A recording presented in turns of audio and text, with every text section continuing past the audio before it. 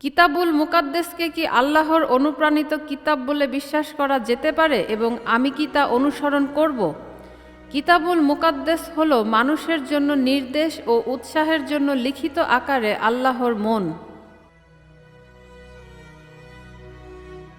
পাক কিতাবের প্রত্যেকটি কথা আল্লাহর কাছ থেকে এসেছে এবং তা শিক্ষা, চেতনাদান, সংশোধন এবং সৎ জীবনে গড়ে উঠবার জন্য দরকারি, যাতে আল্লাহর বান্দা সম্পূর্ণভাবে উপযুক্ত হয়ে ভালো কাজ করবার জন্য প্রস্তুত হতে পারে।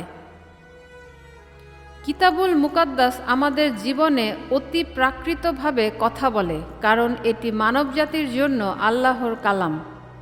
আল্লাহর কালাম জীবন্ত ও কার্যকর এবং দুদিকেই ধার আছে এমন ছোড়ার চেয়েও ধারালো।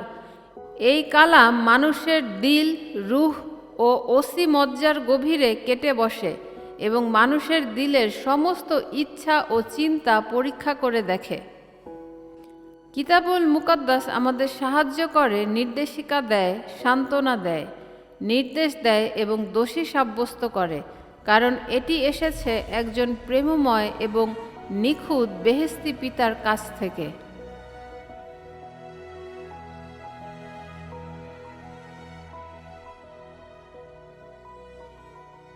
তোমার কালাম আমার চরণের প্রদীপ, আমার পথের আলো। সেই জন্য বলি, যে কেউ আমার এই সমস্ত কথা শোনে তা পালন করে, সে এমন একজন বুদ্ধিমান লোকের মতো যে পাথরের উপরে তার ঘর তৈরি করল। wazitforme.com লাইক ও অনুসরণ করতে পারেন মসীহ কেন্দ্রিক আরও বিষয়বস্তুর জন্য। wazitforme.com শেয়ার করুন, কারণ এই দুনিয়ার জন্য ঈসাকেই দরকার।